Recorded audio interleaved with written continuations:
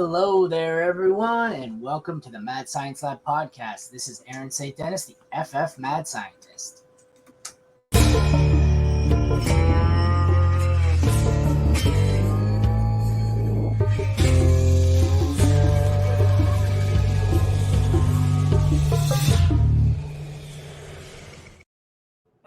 Got my intro backwards. There's a pretty girl on TV, and I have the attention span of like a fruit fly. So I was sitting there, I was in 3, 2, 1, and ooh, pretty girl. Oh, wait, we're in the middle of a show. Shit. So, yeah, off to a solid start. Once again, I'm Aaron St. Dennis, the FF Mad Scientist, and this is the Mad Science Lab podcast, or Rat Pack Fantasy Football, whatever the hell you want to call us nowadays. We're on multiple channels. I think we're streaming on Jesse's Twitter. We're probably streaming on SC's. Oh, no, we're not because we're recording, but we will be on there tomorrow. So we're all over the freaking place. Here we are, NFL Week 5. We are doing a game recap. It's 5 after 8. So we're about 15 minutes from kickoff on the Sunday Nighter. I have got SC and Jesse with me. How did it go, guys? Did you survive the day without any major issues? Yeah, for the most part. We'll get into the injuries that are kind of a little disappointing on a few of the guys. But overall, it was like a pretty solid day. How about you, SC? In my big money league, we'll get into the injuries, but a wide receiver went down. So hopefully it's not major because I have him, and it's a 16-team league, so he's a big part of my team. But other than that, yeah, pretty good. In the leagues that I want to win, I won in them, so that's good. I managed to survive. All my undefeated teams stayed undefeated. I had a weird phenomenon where I'm in a lot of these weird, crazy leagues like Frankenstein League, DLF's Vampire League, where it's like one sniper division, a lot of crazy, weird shit that are really, really overcomplicated. And it seems like this week was the one where it went crazy for me in all of them, where it was like, got 6 players on bye, 4 players on the IR, and none of these leagues have IR. So I got 2 or 3 leagues where it was like I started the just absolutely most despicable lineup you've ever seen because I was tanking just to protect my players from being stolen. So it was like, 5 of my best players were out or on IR. I had, Jamar Chase left and I had Justin Herbert, but instead I played Mac Jones and some nobody because I was protecting them. So got a little crazy. I had one league, I believe it's DLF Death Becomes You League. It's a vampire league and a sniper league, so they could steal from me when they win, and they're going to win. I started 4 tight ends, and not good tight ends. So it's an interesting day. So, I lost to my vampire last week in the league, and I had to trade him because he took a player. He took Hurts from me for Stafford. So yeah, I have my own vampire league that I run, and it's the most ridiculous thing I've ever seen. So week 1, we had who was it? Okay, Tracy's the vampire. She lost week 1. Week 2, I helped her with her waiver wire, and somehow, I did good. I helped her. She got Kyron, she got Puka. It's loaded. So needless to say, she's won 4 weeks in a row. Week 2, she stole someone from the other team. The past 2 weeks, she's forgotten to take anyone. So she's won 3 weeks in a row. She could have had Stephon Diggs. She could have had Justin Jefferson, but nope. 2 weeks in a row, she has taken nobody. And people are just like, oh, the deadline's passed. I'm happy. So player that could probably end up winning the whole damn thing, but she's going to be 4-1 with basically waiver wire players because she's not stealing anyone. So. That's a juggernaut vampire already. Sheesh. But it's all waiver wire. Literally, I went in and helped her with it, and it was all waiver wire players. So, strangest fucking thing I ever seen. But I guess we should get into it. Start with the pertinent injuries here. We'll start with Anthony Richardson. I'm just going to read this straight from CBS. Their injury report's pretty good. Indianapolis rookie quarterback sustained a shoulder injury that was later reported to be an AC joint sprain. So basically that's what Derek Carr had, except this is worse because it's on his throwing shoulder, not the other one. Like Carr. It's the 3rd game so far in this young season that he's left with an injury. He also missed 1 game after suffering a concussion. X-rays were negative, but like I said, AC joint sprain. This is why I hate rushing quarterbacks. This is why one of my very first ever fantasy articles was treat rushing quarterbacks like running backs in Dynasty, because they're like you seen Cam Newton when the legs go, the health issues pile up and they fall off a fucking cliff like running backs do. So We'll move on to the next one, though. We got Daniel Jones. Giants quarterback's been under siege all season, and in week 5, it resulted in an injury. That's how bad their offensive line is. I added that part in. CBS didn't say that. Jones left the game against the Miami Dolphins with a neck issue. He's waiting X-rays and will get an MRI on Monday, per reports. Jones also had a neck injury in his 2021 season, and this one looks to be similar. Buffalo lost Matt Milano on defense for the season to an Achilles. Not fantasy relevant. Well, I guess it is if you have Buffalo's DST. Their DST is quickly going from the 1 or 2 to it might be completely out of it. I think SC just quit. We lost him. Fuck you guys, I quit. But I'll keep going. I'm sure he'll join back in. We have next up Houston's Tank Dell. The Texans lost their game against, I hear you, SC. Damn, dude, why you got to quit mid-show on us? Oh, he's having internet issues. I can tell he's frozen again. Yeah, he is. I added him, but he didn't even pop up. Oh, there is. And we're back. Yes, we're in business. SC quit in the middle of the show. All right, sorry. Tank Dell. The Texans lost their game against the Falcons on Sunday and lost a promising young player. Dell sustained a concussion late in the first half, banging his head against the turf while hauling in a deep pass. He remained in the locker room and was ruled out, which means averages 10 days to come back, so expect to not have him next week. Don't know who's on bye. If there's any luck, maybe it's Houston. The Carolina Panthers had a scary issue with an offensive guard. He had a neck issue. Chandler Zavala, I don't know. It's not really fantasy pertinent. It was just kind of scary seeing on the in the Lions game. I caught part of that. Zay Jones playing for the first time since week 2, lasted only through the first half against Buffalo, left the game with a knee injury, did not return. He is droppable. The big one, Justin Jefferson suffered a hamstring injury in the second half of the game against KC. He appears to have slipped while running a route and was deemed questionable to return. Does anybody know if he did return? I don't think he did. Did I miss it? I don't think so. I think it was pretty late in the game it happened. So unless it happened a different time, he didn't come back in. That's not good. Those linger. Those soft tissue injury, they hamper you for a few weeks and then they linger. Just ask Mike Evans. He knows all about it. Yeah, I'm going to try. I've got a guy here who he does some work with Player Profiler, and I'm trying to bring him up. But of course, there he is. I'm hoping. I don't know if he's done an injury. Yes, he has. Okay, perfect. Deepak. Video suggests a mild hamstring, averages 1 to 2 weeks out. Week 6 status should be determined prior to game time. Data favors that he sits. 10% increased risk when he returns. It also says Cooper Kupp re-injury. Oh no, sorry, that was that. That's I was like, what? No, he didn't re-injure. It just says he looked to be better on the field, but carries up to 20% risk for the next month. Based on it. He thinks Richardson's out 2 to 3 weeks. Early return possible, but with limitations. Hard to imagine rushing him back because he's a rookie. Blah, blah, blah. Daniel Jones looks like a minor sprain. Prior surgery and herniation suggests they may have to be cautious with him. And the last injury we didn't get to there was James Conner. Video suggests an MCL sprain. Jogging implies low severity. He expects him to be out 1 or 2 weeks without a major impact on his performance. We have a few others that they don't have on the CBS report. He also mentioned Tank Dell, which we got into. Concussion means he's likely out for week 6, which is what I said. No performance hit when he returns. A-Chain left at one point. Not sure if he came back. Video suggests a high ankle sprain, which is the kiss of death for running backs. High risk of missing at least 1 to 2 weeks. Did not return to the game, but it was a blowout, so that can't be relied on. That's scary, and that's one to monitor.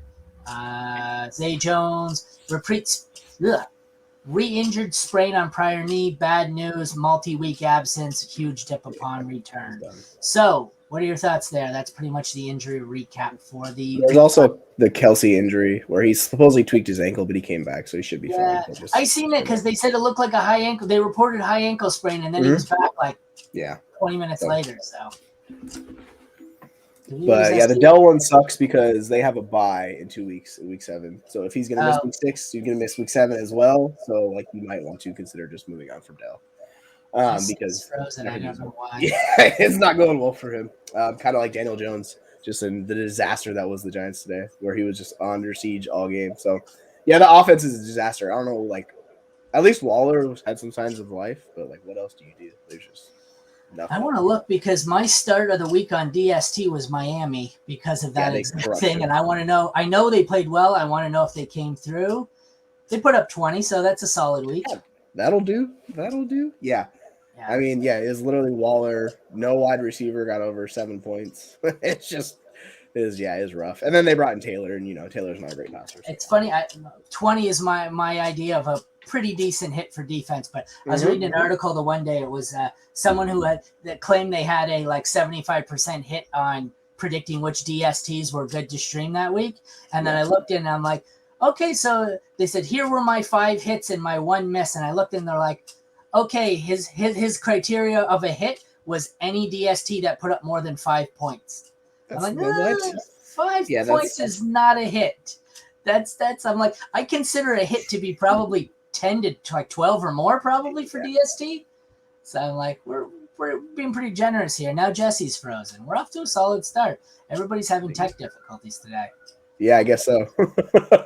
But yeah, I streamed Washington in the league this week, and let me tell you how much of a disaster that was. Were they negative? Yeah, it's the freaking guillotine league on one of them, I swear. And I was like, oh my gosh.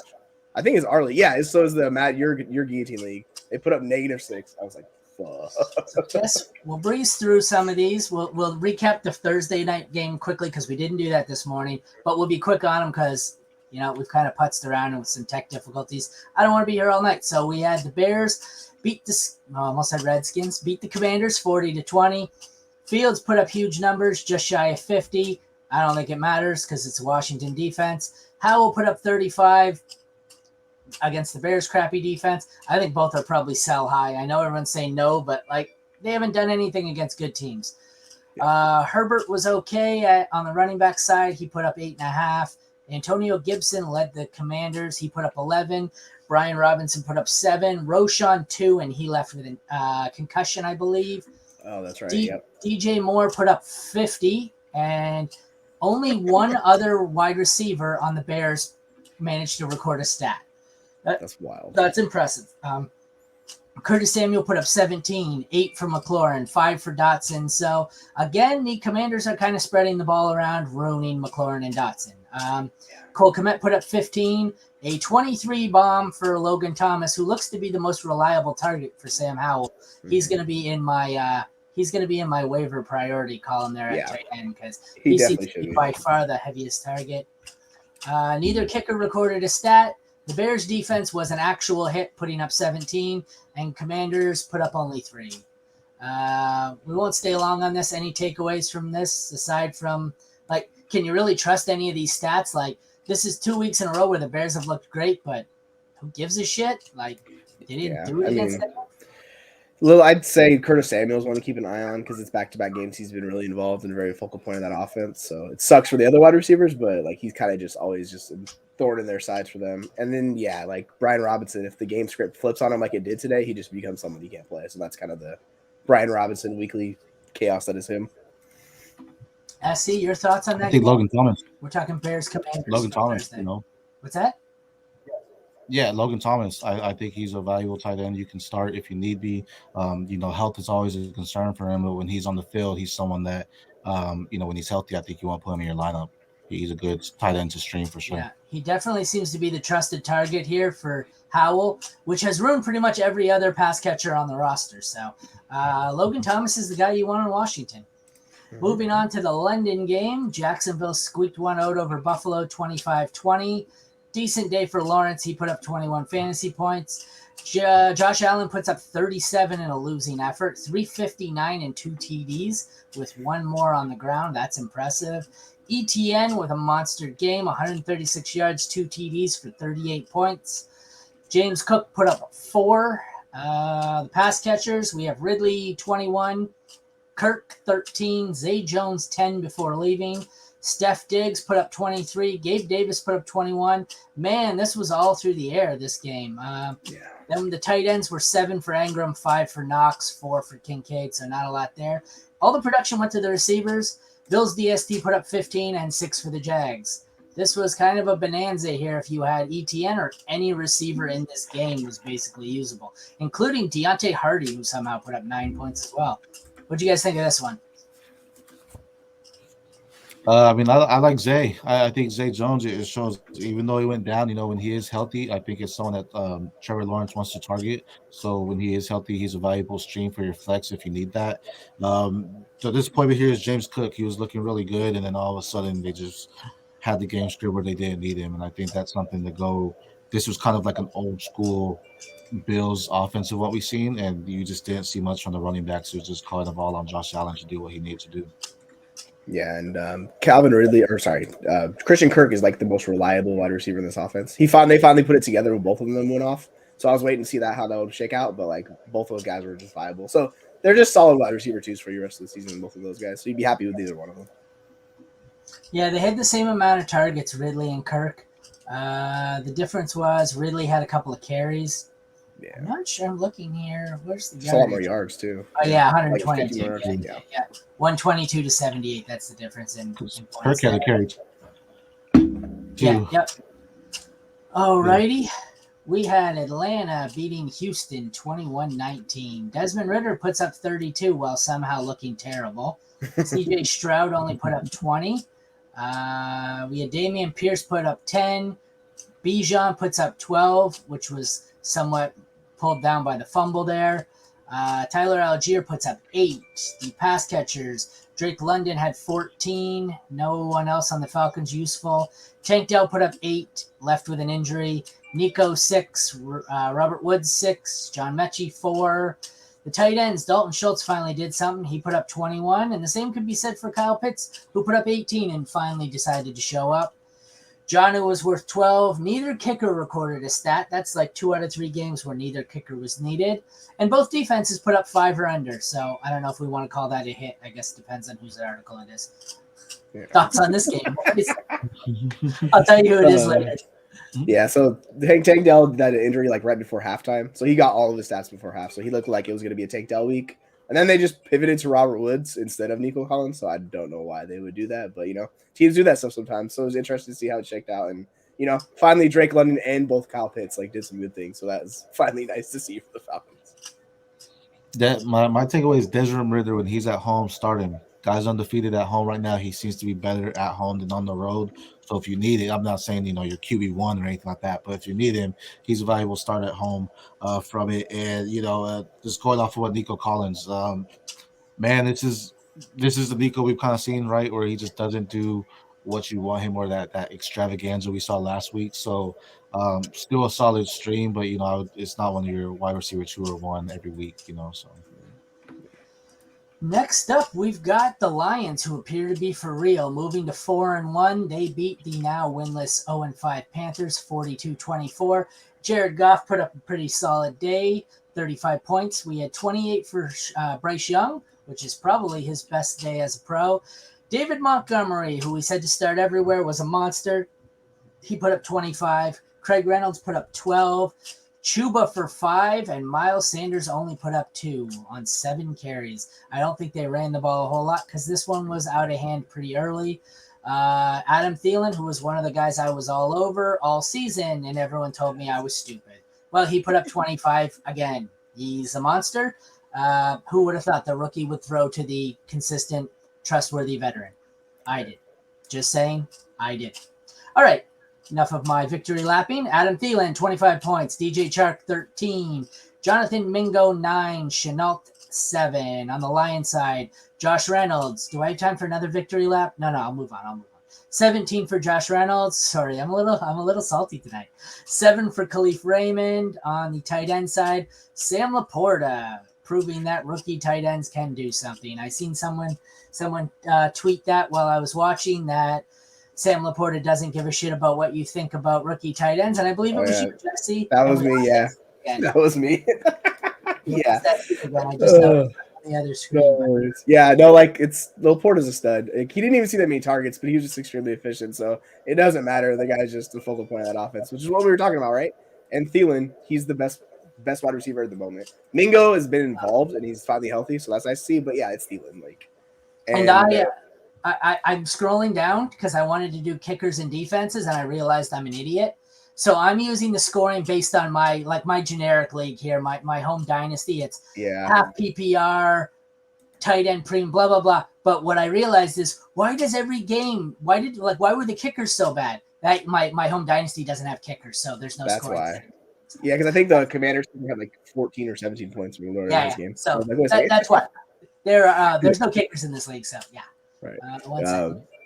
The problem is I don't know which of my leagues does have kickers. So Yeah, I was going to my one home league because I know like the scoring's like really standard. Because if I get in some of these leagues, it's weird. But yeah, back to this game, Miles Sanders, man, just I don't know why people were pumping him up so much. It's a bad offense.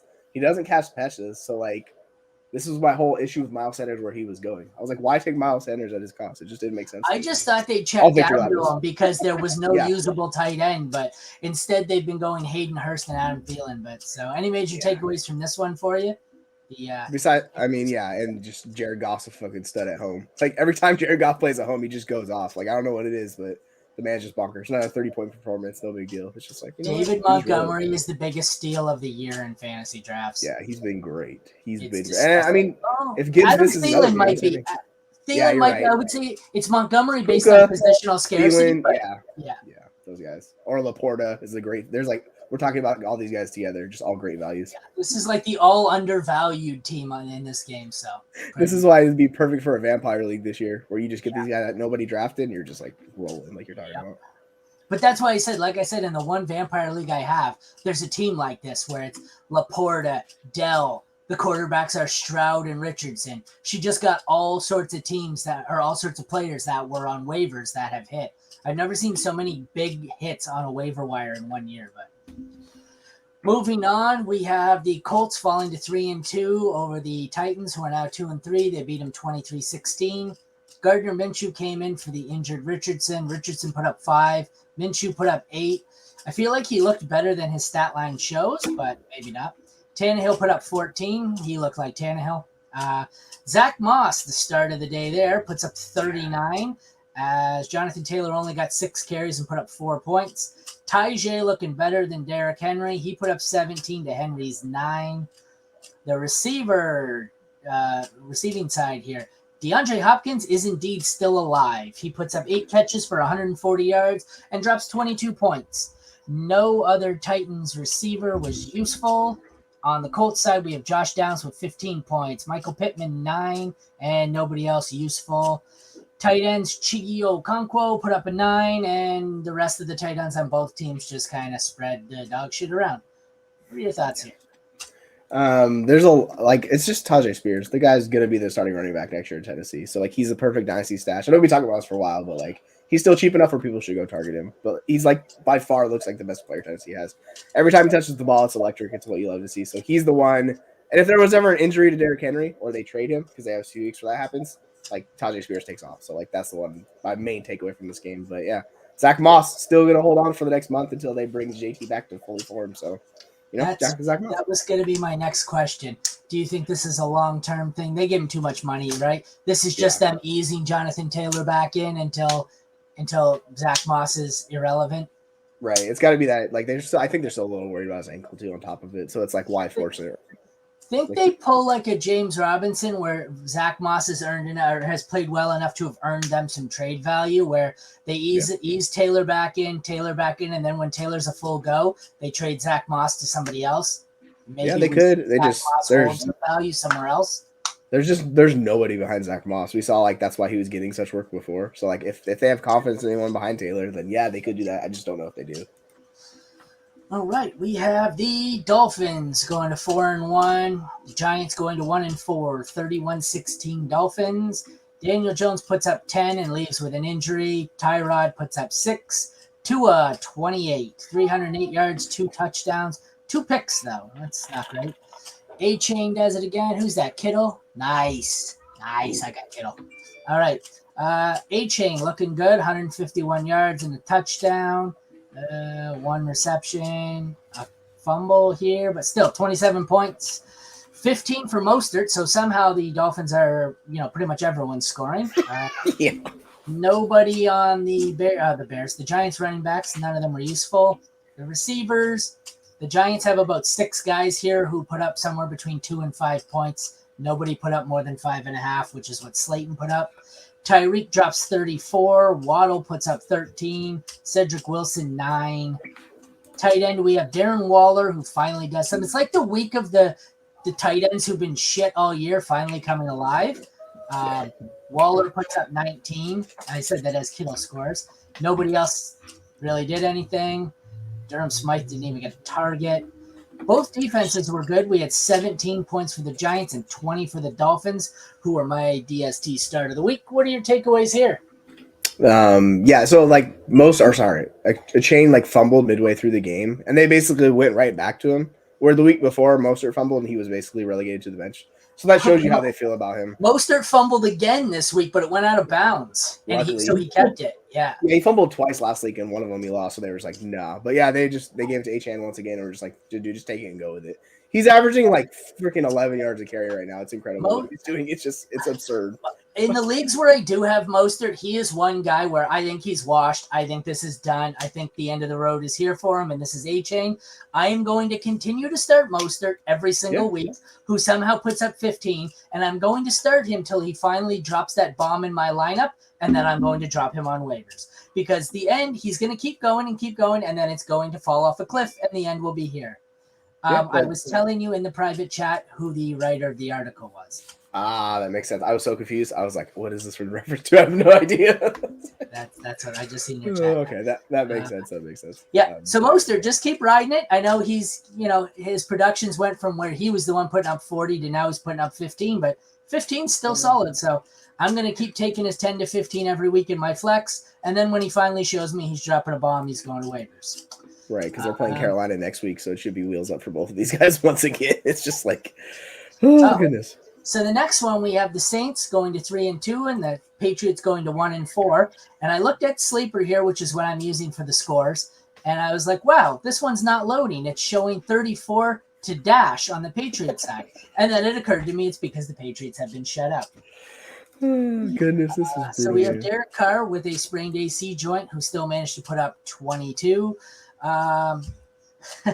Bailey Zappi completed 3 passes and still outscored Mac Jones, who put up -6. 2 interceptions, a fumble lost. We'll discuss that in a minute once I run through this. Kamara is solid again and is also proving to be a steal. Put up 20. 13 for Kendre, who finally makes himself useful. 6 for Zeke. Ramondre was terrible with 2.5. That's concerning, that usage. Yeah. Michael Thomas, 11, Olave, 8, who I benched. I think we all benched for D-Hop, and that was a genius move on our part, apparently.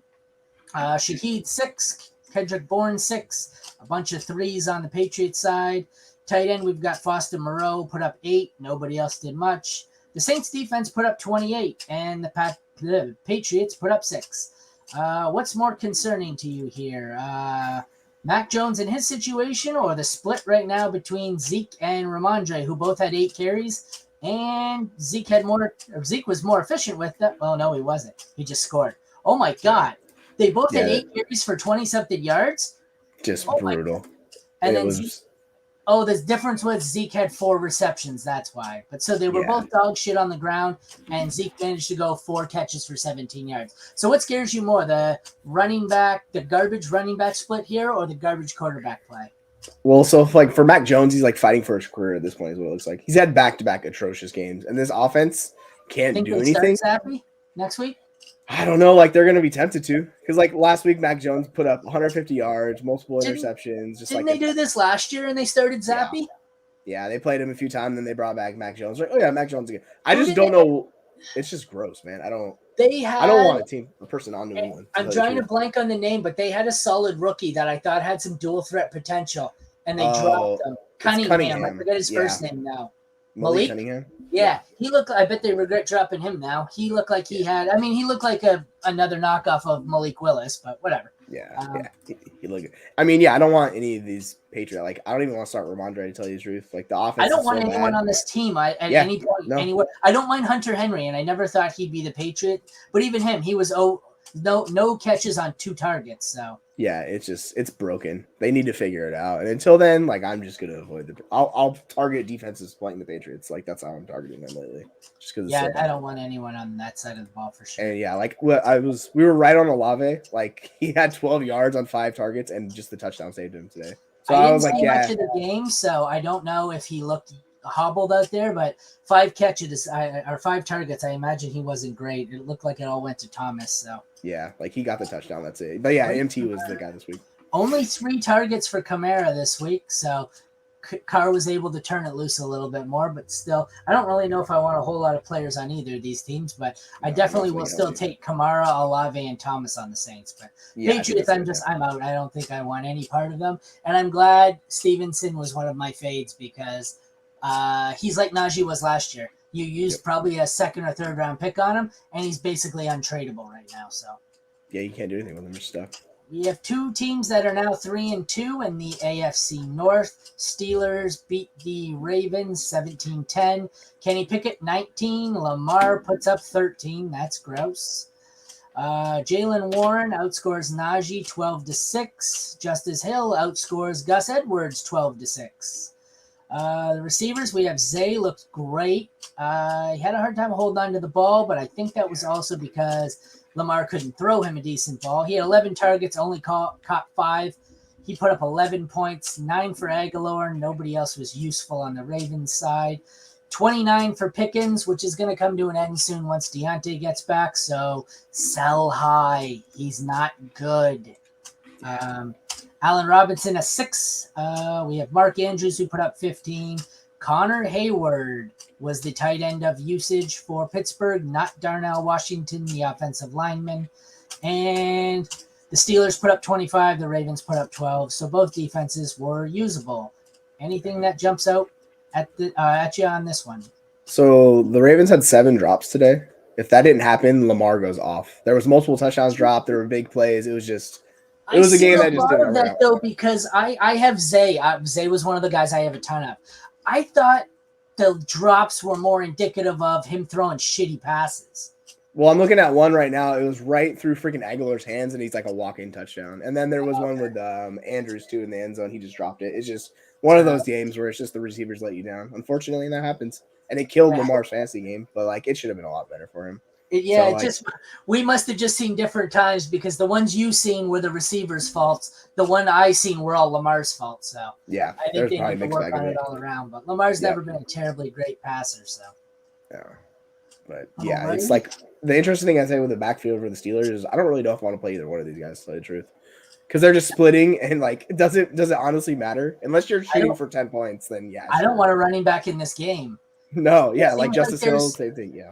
There's a combined 12 to 15 points in each team's backfield, and they're just splitting it. Like, you take 9, I'll take 7. So right. Next game, we've got the Bengals winning 34-20 over the Cardinals. Burrow finally does something without T. Higgins. Go figure. 37 points, 317 yards, 3 touchdowns, 1 interception. Josh Dobbs puts up 15 points. Running backs, both starters. Whoa. Oh, okay. James Conner went out. I was going to say both starters put up 13, but the problem is it's not Conner. It's, what's his first name? I forget. Amari Demarcado puts up 13. I couldn't remember. I thought it was Emmanuel, but okay. Demarcado and Mixon both put up 13. Mixon almost 14. Conner had 5, but he left with the injury. Jamar Chase, he was okay. He put up 192 yards and 3 touchdowns, so he must have been playing the Broncos defense. He had 53 points. Somehow, Trenton Irwin had 14 points on 8 catches, 10 targets. 1 fumble, it would have been a bigger day. And even Tyler Boyd put up 7. Hollywood put up 15, Rondale 11, and Michael Wilson, the waiver wire ad, put up 3. What a waste that was. Mm-hmm. No tight end recorded a target on the Bengals. Ertz put up 9, Swain 5, McBride 4. Cardinals D put up 9, and the Bengals D put up 24. What would you think of this one? Jamar Chase is him. Like, it was, they literally couldn't stop him no matter what they did.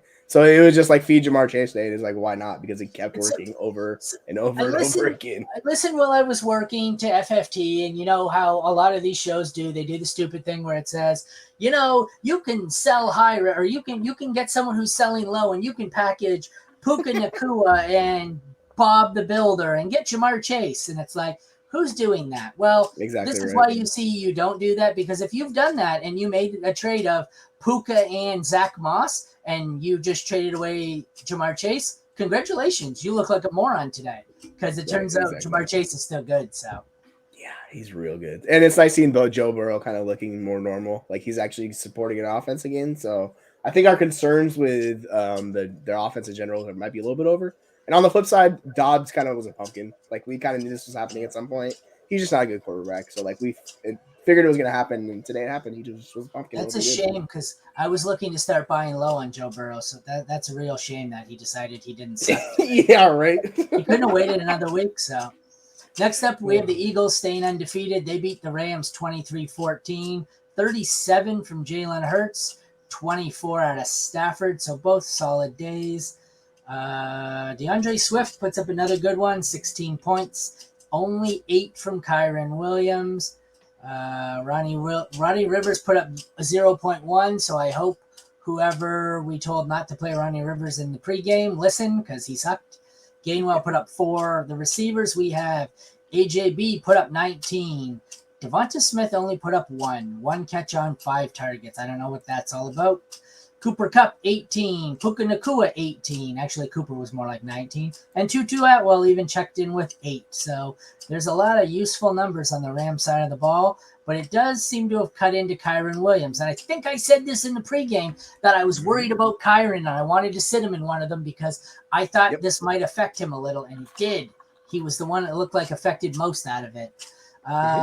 Dallas Goedert joined the tight end party of dead tight ends who finally came back to life just in time for Halloween.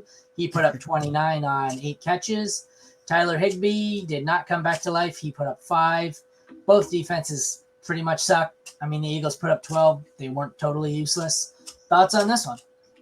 Yeah, so this is what we were talking about with Kupp and Puka. Like, it's going to evolve around those two, and how much is it going to cut into Kyron's workload? And it's like, newsflash, a lot. They had 190 of Stafford's 222 passing yards today. So, like, they are the entire offense. Like, that's what it's going to go through each and every week. So, it's going to be those two guys. So, you know it can support those two at least. It's like them two and Stafford, and you just roll with those guys. Kyron, it's kind of like if you have him, you're basically stuck with him because I don't think he was giving you anything. But, you know, it is what it is. You just got to live with it. And then the Eagles, it's like every once in a while this happens. One of the guys gets left out. This week it was Devonta. Like, somebody always falls short. So, that was his turn. Alrighty, next up we have, I called this one. The Jets beating the Broncos 31-21. Zach Wilson put up 9, not as good a day as I thought he would have, but 2 fumbles and a pick will do that. Russell Wilson put up 25. Breece Hall finally did something, 33 points. Jaleel McLaughlin, who I started over Javonte a lot because Javonte was out, he put up 17. It was 12 for P. Ryan. No other running back was useful. The receivers, none of them scored double digits. We had 9.5 from Judy, 8.5 from Wilson. Sutton only 2. Mims was negative because he had 1 catch and fumbled on it. Lazard put up 6. At the tight ends, we have 12 from Conklin, 13 from Troutman, who finally chose to do something.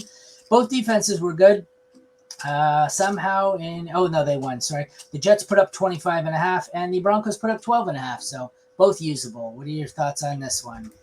Yeah, both were because of the turnovers that both these offenses seem to consistently put up week in and week out. So, yeah, but it's what we thought. It was Breece, right? We're like, hey, guess what? You're playing the Broncos. If you're not going to play him this week, don't play him. And guess what? He smashed. So, yeah, it was nice to see Breece Hall looking like he ran it to the house 80 yards, doing all that stuff. It was just, we loved it. And then on the flip side, the Broncos running backs, man, like McLaughlin looks like a solid pickup from here on out until Javonte's out. So, like, that's something good you can take away with those two guys. So, you'd be happy with it. Middle of a game breakdown, and the urgent deal is, can we go on a walk to play Pokemon Go? You're like, that required pounding on the door for the last 5 minutes, bothering me to play Pokemon Go. You're like, yep. Mm-hmm. Have kids, they said. It'll be fun, they said. It'll work perfectly. The Chiefs beat the Vikings 27-20 at 26 from Mahomes, 28 from Cousins. The running back side, we've got 14 from Pacheco, 12 from Madison, and everybody else was 2, 3, or 4 points on the running back side. No receiver really had a great game. 17 for Addison in Jefferson's absence, 12 for Rashee Rice, 8 for Justin Watson, 7 for Kadarius Toney. Powell put up 9, Osborne put up 8, and Justin Jefferson 5 before leaving with a hamstring injury. Kelsey put up 24 before also leaving with injury. Hawkinson had 11, and both defenses were 11 points or under. Not that anyone really wanted to start this game or defense in this game because it looked like a shootout, which it wasn't really, but close enough. Thoughts? Yeah. It's interesting when Jefferson struggles, how Minnesota really struggles to like put together a competent offense. Like the overall stat wise, it looks okay. It just wasn't a great game, and that has to do with Kansas City's defense, which is pretty good. So like that, they'll shut down offenses occasionally. Madison was nice, so he was much better than Akers. So you can take that away, which was good to see. He got the touchdown. Akers not so much. Neither one was that efficient, but he got that, and he had more work, so good for him. And Pacheco, like he's the running back in the Kansas City offense you want. So like I'm taking that away. Like Pacheco's a solid RB2 from here on out moving forward. So like, that's what we want to go with. And those receivers, don't trust any Chiefs wide receivers. Still just a bunch of dudes between like 2 and 5 targets. Just nothing to take away there. Let's take a look at some of the Week 5 leaders. This is obviously where Sunday Night Football is kicking off. Well, it's kicked off already, but so it won't include the Sunday or Monday night players. But so far through the 4 o'clock games, the top 10 quarterbacks, we have Justin Fields with just under 50, 49.5. Next up is 12 points down to Josh Allen at 37, Burrow at 37, Hurts at 37, Goff at 35, Howell at 35, Ritter at 32. Then we have Tua, Cousins, Bryce Young, Mahomes, and Russell Wilson. So a couple of surprising names in there. Like I felt like Desmond Ritter looked absolutely terrible, but is somehow QB7 on the week. Anything in there that caught you off guard in the top 10? Yeah, I think it's because he had the rushing touchdown is my guess of the Ritter. I think like why that boosted him. Oh yeah, like Howell being able to, as much as they struggled, him putting together that stat line with 388 yards. I just that's seen a that. monster game. That's 51 just attempts, wild. 37 completions, 2 TDs, and interception. 19 yards rushing. And like I was also. They threw it 41 times with Bryce Young, so that was nice to see them relying on him, even though it wasn't the best offensive performance. But, at least they have the faith that, like, guess what? We'll rely on Bryce Young to skills for us in Carolina. Russell Wilson cracking the top 12 on 196 yards passing is interesting. I'm trying to look at the stat line. It must have just been touchdown heavy. 2 touchdowns. Oh, he rushed a bunch. That's why. 7 for 49, it looks like. It's kind of surprising for Russell. Yeah, 7 for 49. You're right. Which is not good because I had the under on Russell Wilson, 14.5 yards. Oopsie. He's got like a combined. He had one game week 1 where he rushed for 50 yards, and he has a combined 17 yards the rest of the season. So today, because I take the under against the Jets, he goes over. Of course. Top 10 running backs as of now. We've got a tie between Zach Moss and ETN because that's how we all projected it. Third, we have Breece Hall. Fourth, Devon Achane. Fifth, Montgomery. Kamara, Jaleel McLaughlin in 7th. Tajay in 8th. DeAndre Swift 9. Mostert 10. Pacheco, Mixon. That is not one single name I expected to see in the top 12 when I looked at it. Yeah, I thought Breece and Kamara would be the 2 guys of that group that would be in there. And like we know, Achane had a shot and give a take, but it's good running backs and good offenses. That's usually the key. It's just so easy for them. Or they have like all the workload like Zach Moss, right? So there's one of those 3 things working for them. Some of the guys, they have all 3. But yeah, like the takeaway is Breece. Like he's back. He looks great. I think he reached 21.5 miles an hour or something. So like very fast, looking good. Like I'm all aboard the Breece train. 177 rushing yards on 22 carries. Yeah. Zach Moss had 165 on 23. A lot of the others were touchdown heavy. Like out of the top 12, I think Moss, ETN, Hall, and Achane. Oh, and I guess Montgomery. So the top 5 all cracked 100 yards. The rest of them, from Kamara all the way down, all got in there based on touchdowns. Makes sense. Wow. Wide receiver, we have Chase, DJ Moore, Tyreek Hill, George Pickens, Adam Thielen, Diggs, DeAndre Hopkins, Calvin Ridley, Gabe Davis 9th, Cooper Kupp 10th, A.J. Brown, and Puka Nakua. So 2 Rams in the top 12. Let's see who had the biggest day. It had to be Chase, right? Yeah, Oh, yeah, he did, but not by much.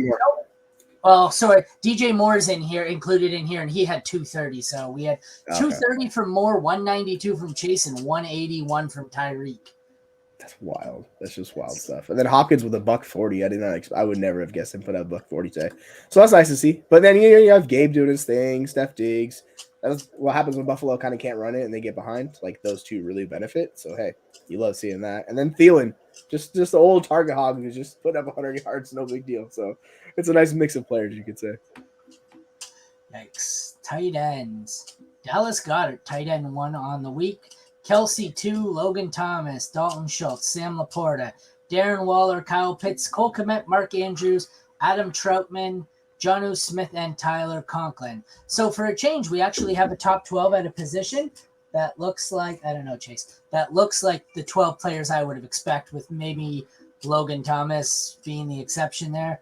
Those are pretty much the top 12 that were drafted. So I think we finally had a week where the tight end ones played like tight end ones. But I mean, I guess every week when they play like shit, that's kind of what a tight end one plays like. So. Yeah, it's really nice to see Pitts, Goddard, Waller, and like even Schultz get back in there because you're like, man, we desperately need Kittle, I think, is 17 right now. Oh no, it hasn't registered because his stats aren't counting. He has the San Fran touchdown, but that game's still going. I'm gonna click on him here. I want to see what he's at. He's at 9 already, so he's probably gonna find his way into this. He's only a point and a half off of cracking the top 12, and we're still 5 minutes left in the first quarter. So he's rolling, yeah. I mean, Debo's injury, so like, no surprise that he just superb. Is Debo active? I don't see him on the field. Oh yeah, he's jogging off the field right now as I say that. Okay. That's why Ronnie Bell is in. Interesting. And to wrap it up, the DSTs, we have the Saints at 1, Jets, Steelers, Bengals, Dolphins, Giants, Bears, Bills, Broncos, Eagles, Ravens, Chiefs. So there's not really a big surprise here. The Bengals, I didn't think were that good. Yeah, I don't think there's any. Like the only one that I expected to maybe see higher was the Patriots, and I don't really think that there was anybody in there. Like the top 12 is pretty much what it normally looks like. Yeah, I mean, the Broncos getting in there, that was kind of weird. They allowed 407 yards, but it looked like they had 4 sacks, 3 forced fumbles, and 1 recovery and a pick. So the Broncos look like shit, but apparently turned the ball over because they faced Zach Wilson. So yeah, same thing with the Bears. Their defense has been pretty bad this year, but they had a bunch of sacks and a couple turnovers this week, so like that's why they're in there as well. That they did 5 sacks, a forced fumble, a recovery, and a pick. So 2 teams there that shouldn't probably be in the top 12 and won't be, but they're living on turnovers this week. So anything else that you think we missed that you'd like to add before we wrap her up here? I think we got it all. I'm pretty sure. I'm not sure. Sweet. Well, that was your NFL Week 5 recap with Aaron, Jesse, and at some point SC was in here before he froze and packed it in. So all right, everyone, for Aaron, Jesse, and SC, thank you for watching the Mad Science Lab podcast, Week 5 recap. Check back Tuesday at noon. We'll be live. We can answer some sit-start questions, some trade questions, waiver wire questions, because we will be doing our 1-hour waiver wire live show Tuesday at noon or 12:30. You have to check back for the Twitter post. It all depends if Jeremy's in. If Jeremy's in, we do 12:30. If it's me and Jesse, we just do 12 noon. Yep. So we will see you again Tuesday at lunchtime. Take care, and hopefully you pull out a Week 5 win here. Have a good one, everyone.